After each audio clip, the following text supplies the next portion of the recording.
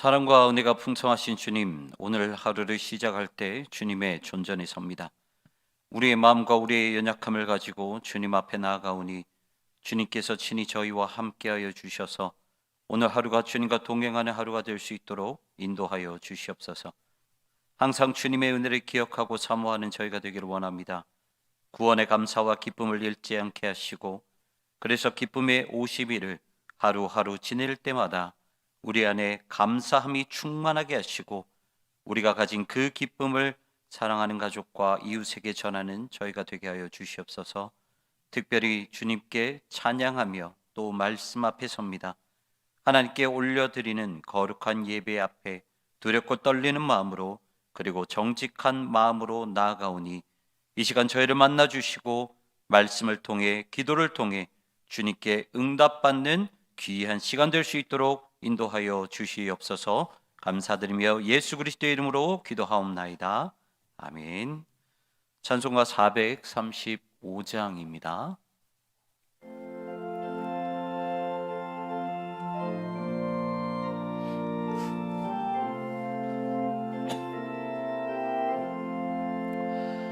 나의 영원하신 기업 생명보다 귀하다. 나의 갈 길 다가도록 나와 동행하소서. 주께로 가까이 주께로 가오니 나의 갈 길 다가도록 나와 동행하소서. 세상 부귀한 일함과 모든 명예 버리고 험한 길을 가는 동안 나와 동행하소서.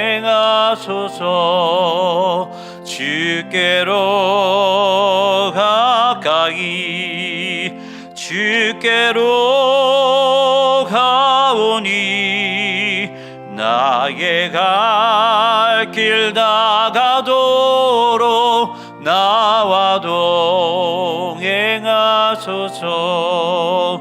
어두운 골짝 지나가며 험한 바다 건너서 천국 문에 이르도록 나와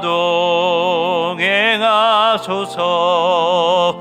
주께로 가까이 주께로 가오니 나의 갈 길 다가도록 나와 동행하소서.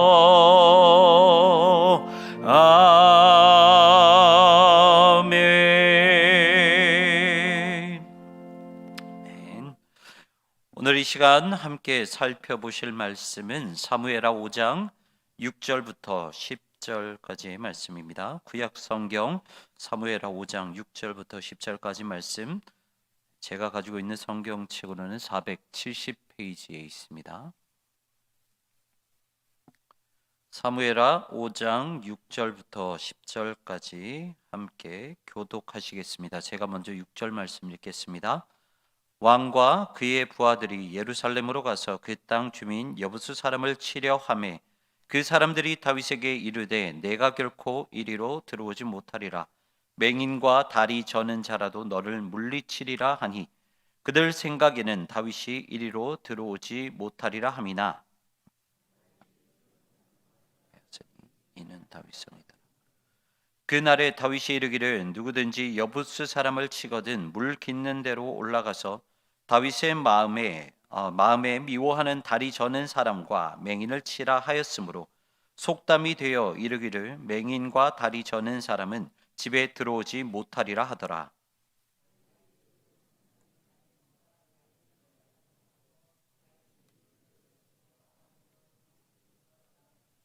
같이 읽겠습니다.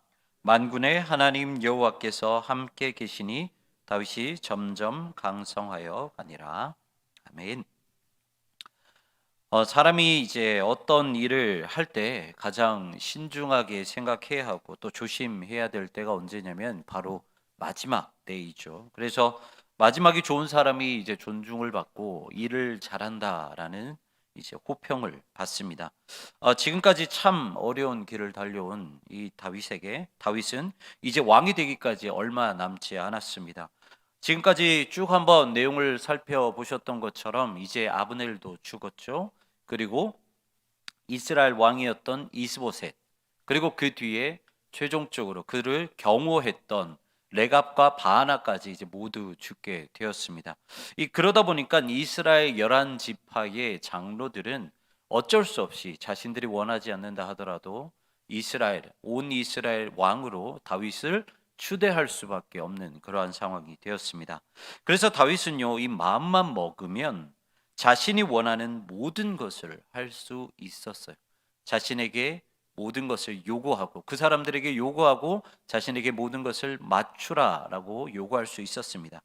하지만 다윗은요, 이 마지막까지 방심하지 않고 어떻게 하면 모두가 하나 되고 어떻게 하면 모두가 평화로운 온 이스라엘을 만들 수 있을까라고 항상 고민했던 사람이 바로 다윗이었죠. 여러분, 다윗이 얼마나 대단합니까? 다윗의 입장에서 생각해 보면 지금까지 다윗은 고생하며 살았습니다. 제가 성경을 찾아보니까요, 다윗이 언제부터 도피하면서 살았냐면 사무엘상 19장 18절, 그러니까 사울이 시기와 질투에 눈이 멀기 시작할 때 이 사울은 다윗을 죽이려고 대들기 시작을 했고요. 그때 다윗은 사무엘이 있었던 라마로 도망가게 됩니다. 그리고 그때부터 다윗은 도망자 신세로 살아가게 되죠. 이 다윗이 사울을 피해 도망 다닌 내용은요, 사무엘상 19장부터 무려 30장까지 12장에 걸쳐서 쭉 기록이 되어 있는데요. 약간의 해석의 차이는 있지만 이 다윗의 도피 경로를 쭉 봤을 때 대략 12곳 혹은 13곳을 도피했다라고 기록하고 있습니다. 그리고 그 기간을 따져봤더니 다윗이 도피를 시작하던 그때가 기원전 1020년, 그리고 도피 생활을 마무리할 때가 기원전 1010년. 그러니까 이제 계산을 해보면 약 10년이라는 오랜 세월 동안 다윗은 피해 다녔다라는 것이죠. 그리고 온 이스라엘의 왕의 자리를 놓고 이스보셋과 이 북쪽에 있는 11지파 이스라엘 사람들과 함께 대결했던 그 시간까지 더하면 약 15년 동안 다윗은 온 이스라엘의 왕이 되기까지 고생하면서 살아왔다라는 것입니다. 그리고 그렇게 도망 다닐 때 다윗은 어떤 삶을 살았습니까? 그냥 형통하고 평안한 삶을 산 것이 아니라, 그리고 혼자 그 모든 시간을 버텨낸 것이 아니라 다윗 주변에 몰려드는 사람이 있었죠. 상처받은 사람들, 고난당한 사람들, 그런 사람들이 무려 600명이나 다윗을 쫓기 시작했습니다. 그리고 다윗은 그 사람들을 먹여 살리기 위해 이리저리 돌아다니며 사람들의 그때 당시에 사람들이 길렀던 동물, 양, 그리고 사람들을 경호해 주면서 돈을 받고 살았죠. 그리고 그것을 가지고 자신을 따랐던 600명을 먹여 살렸습니다. 다시 말하면 다윗은 평안한 삶이 아니라 항상 을의 입장에서 살아야만 했다라는 것이죠. 여러분, 이런 삶을 10년 이상 살았다고 생각해 보십시오. 그리고 이제 곧 왕이 된다고 생각을 해 보십시오. 얼마나 눈물이 나겠습니까? 아마 다윗은 지금까지 있었던 모든 일들을 주마등처럼 이렇게 생각을 했을 것이고 만감이 교차했을 것입니다. 그러나 다윗은 마지막까지 흐트러지지 않고 최선을 다했다라는 것이죠. 이제 다윗은 온 이스라엘의 왕이 되기 위해서 자신이 속하였던 유다 지파 사람들의 마음도 헤아려야 했고, 그리고 앞으로 품어야만 했던 11지파 이스라엘의 사람들, 그들의 마음 또한 품어야만 했습니다. 그렇기 때문에 이 다윗이 반드시 해야 하는 이 두 가지가 있었는데, 하나는 정치적 통일이었고요, 그리고 또 하나는 종교적 통일이었습니다. 여기서 말하는 정치적 통일은 유다 지파와 이스라엘 11지파가 속하지 않은 이 중립적인 장소를 빨리 찾아서 이스라엘의 수도를 그곳으로 정하는 것이었습니다. 그래서 다윗이 선택한 곳이 어디였냐면 그때까지 이스라엘 백성들이 점령하지 못한 곳, 아직 가나안 사람들이 머물고 있었던 곳, 바로 예루살렘 성, 그때 당시에는 여부스 성이라는 곳을 빨리 점령을 했어야만 했습니다. 그런데 문제가 있었어요. 뭐냐면 이 여부스 성, 다시 말해 예루살렘 성은 지금까지 그 누구도 점령하지 못했던 난공불락의 성이었다라는 것입니다. 그래서 여호수아서 15장 63절의 말씀을 보면 이렇게 기록이 되어 있습니다. 제가 읽어 드리도록 하겠습니다.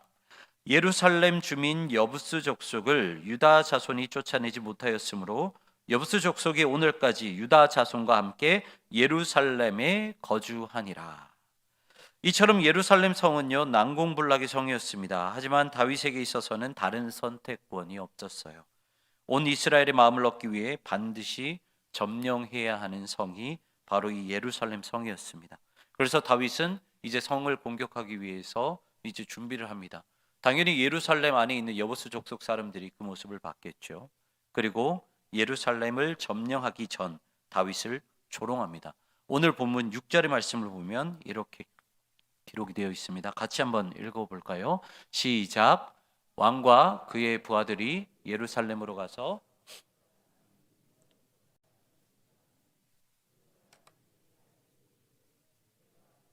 이리로 돌아오지 못하리라. 맹인과 다리 저는 자라도 너를 물리치리라 하니 그들 생각에는 다윗이 이리로 들어오지 못하리라 합니다. 아멘. 이렇게 조롱을 받으면서 공격 준비를 하고 있을 때 다윗 눈에 띄는 것이 하나 있었습니다. 그것은 예루살렘 성으로 몰래 잠입할 수 있었던 유일한 통로, 바로 기혼샘 수로가 이 다윗의 눈에 발각되게 됩니다. 예루살렘 성에 있었던 사람들은요, 이제 매일매일 물이 샘솟는 기혼샘, 물을 길러서 식수로 사용을 했는데, 그러다 보니까 그들은 예루살렘 성까지 이 물을 끌어올리기 위해서 수로를 팠습니다. 그래서 다윗이 유일하게 공격할 수 있는 방법은 그 수로를 타고 올라가서 여부스 족속을 물리치는 것이었어요. 하지만 여기에는 두 가지 어려움이 있습니다. 혹시 사진이 준비되었을지 모르겠는데 두 가지 사진을 보여드릴 텐데요. 네, 첫 번째 사진은요, 이 기온샘에서 하루에 물이 솟아오르는 양에 대해서 나타내는 이 그래프입니다. 건기와 우기에 따라서 약간의 차이가 있지만 이 평균적으로 계산을 해봤을 때 기온샘은요 하루에 약 133만 리터의 물이 이제 오른다고 합니다. 그러니까 계산을 해보면 하루에 1330톤의 물이 샘솟고 있다라는 것입니다. 그렇기 때문에 다윗과 군사들은요 이 모든 것을 계산을 하면서 침투해야 됐다라는 것이죠. 기혼샘에 흐르는 그 물을 잘 막아야 하는데 이러한 모든 것들을 잘 계산하면서 침투 준비를 해야 했다라는 것입니다. 그리고 두 번째 사진은요, 예루살렘 성으로 들어가는 이 수로의 문인데 보시면 아시겠지만 그냥 완만하게 이렇게 올라가는 길이 아닙니다. 기온샘을 쭉 따라서 수직으로 12m가 되는 그 수직의 이제 통로 수로를, 그 좁은 수로를 올라가야 했고, 그리고 나서도 약 40m 좁은 수로를 타고 예루살렘 성으로 들어가야 했었다라는 것이죠. 그리고 예루살렘 안에 있는 여부스 사람들 역시나 이 통로가 가장 약점이라는 것을 알았기 때문에 분명히 그 앞을 지키고 있었을 것입니다. 그래서 한번 들키면 모든 것이 수포로 돌아가는 그 위험한 전쟁이 바로 이 예루살렘 성 점령 작전이었다라는 것이죠. 이렇게 좋지 않은 상황에서 다윗은 온 이스라엘의 왕이 되기 위해서 과감하게 그 길을 선택합니다. 그리고 결국 예루살렘 성에 있는 여부스 족속을 몰아내게 되죠. 다윗이 이렇게 할 수 있었던 비결은 무엇이었습니까? 오늘 본문 10절에 그 말씀이 기록이 되어 있습니다. 함께 읽도록 하겠습니다. 10절 말씀입니다. 시작. 만군의 하나님 여호와께서 함께 계시니 다윗이 점점 강성하여 가니라. 아멘. 다윗이 과감하게 이것을 실행에 옮길 수 있었던 이유는 다윗은 지난 15년 동안 함께 하셨던 하나님께서 예루살렘 성을 침공할 때도 함께 하신다는 그 믿음이 있었습니다. 그리고 하나님이 함께 해주심으로 인해 난공불락의 성이었던 이 예루살렘을 점령하고 온 이스라엘을 정치적으로 통합하기 위해 그것을 이스라엘의 수도로 삼습니다. 그리고 나서 다윗은 블레셋에 빼앗긴 이 하나님의 법궤, 모든 이스라엘 백성들이 기다리고 기다렸던 하나님의 법궤를 예루살렘 성, 이때 당시 다윗 성으로 가지고 와서 온 이스라엘을 정치적으로나 종교적으로나 통일을 하며 온 이스라엘의 왕으로 등극하게 됩니다. 사랑하는 성도 여러분, 어제도 말씀드린 것처럼 하나님의 이름 모든 것이 평화적이어야 하고 모든 것이 순적하게 진행되어져야 합니다. 그리고 마지막 가장 중요한 것은 다윗이 하나님과 함께 예루살렘 성을 점령했던 것처럼 반드시 처음부터 마지막 끝까지 하나님과 모든 것을 감당하면서 시작하고 마무리해야 된다는 것이죠. 잘 아시는 이야기라 생각합니다. 독일이 동독과 서독으로 나누어졌을 때 1989년 9월 27일 동독 라이프치히에 있는 아주 작은 교회 니콜라이 교회에서 성도들은 이 독일의 통일을 위해서 작은 기도 모임을 갖게 됩니다. 그리고 그 기도 모임이 확장이 되기 시작하면서 그 주변에 있었던 주민들 5천 명이 모이기 시작했고요. 그리고 그 모임은 더욱더 확장되어서 동독 베를린에서만 100만 명이 참여하는 그런 시위로 확대되게 됩니다. 그리고 그 기도하는 모임을 통해 결국 어떻게 됩니까? 베를린 장벽이 무너지고 독일이 통일이 됩니다.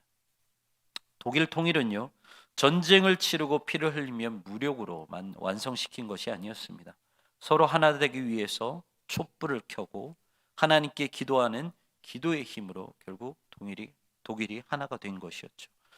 창세기 1장 1절은 태초에 하나님이 천지를 창조하셨다라는 그런 위대한 말씀으로 시작을 합니다.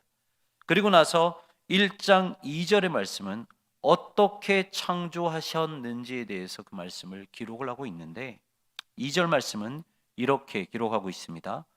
땅이 혼돈하고 공허하며 흑암이 깊음 위에 있고 하나님의 영은 수면 위에 운행하시니라.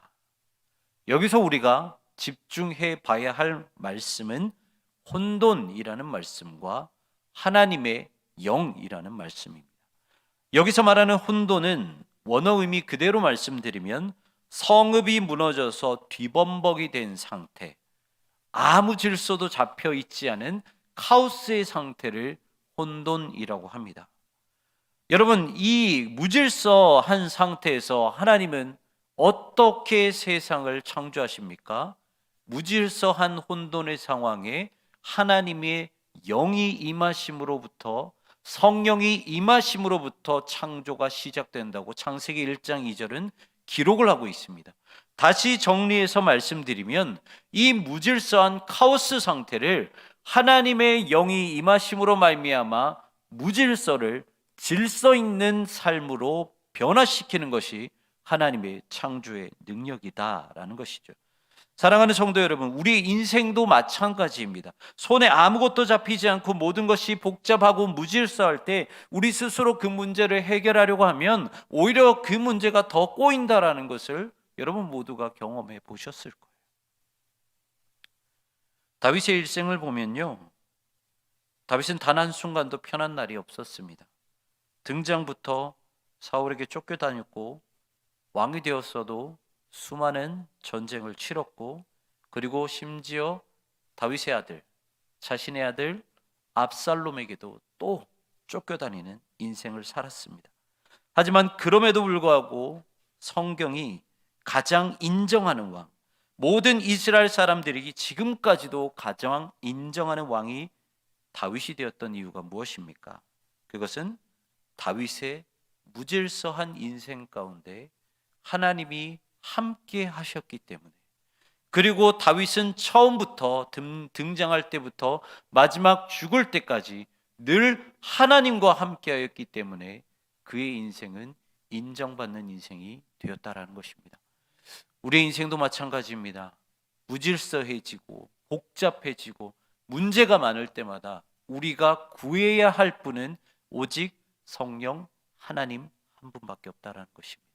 그랬을 때 그분께서, 그 성령님께서 우리의 무질서한 혼란스러운 그 카오스 같은 인생을 질서 있는 삶으로 변화시켜 주신다라는 것입니다. 사랑하는 성도 여러분, 인생에 있어서 쉬운 일은 하나도 없지만 주님과 함께 할 때 불가능한 모든 일이 가능하게 될 것이고, 주님과 함께 할 때 무질서한 나의 인생도 질서 있게 변화될 것입니다. 오늘도 그 주님과 함께 동행하는 여러분 되시기를 주님의 이름으로 축원합니다. 우리 함께 말씀을 놓고 기도할 때요, 이렇게 기도했으면 좋겠습니다. 주님과 함께하여 온 이스라엘 백성들을 위해 난공불락성이었던 예루살렘 성을 점령하였던 다윗처럼 오늘 하루 우리도 우리 안에 풀리지 않는 여러 가지 문제들을 주님께 아뢰고 주님께 지혜를 얻어 그 문제를 하나하나 해결해 나아가는 오늘 하루가 될 수 있도록 기도하시고요. 그리고 중보 기도 부탁드립니다. 누가 503구역 남영숙 집사님 친정어머니 되시는 김기순 집사님께서 침대에서 낙상하셔서 고관절이 골절되었습니다. 오늘 고대 구로병원에서 고관절 인공 치안 수술을 하십니다. 치료부터 회복까지 하나님의 은혜가 임할 수 있도록 기도해 주시고, 그리고 마태 302구역 정은희 집사님 오늘 오전 10시에 연세 본사랑병원에 입원하신 뒤에 오후에 어깨에 있는 석회를 긁어내는 수술을 받으십니다. 이제 전신 마취를 하셔야 되는데 이 역시 수술부터 마지막 치유 그리고 회복의 과정까지 온전히 하나님의 은혜로 모든 것이 잘 마무리될 수 있게 해달라고 이 시간 간절히 기도하면서 나아가도록 하겠습니다. 기도하시겠습니다.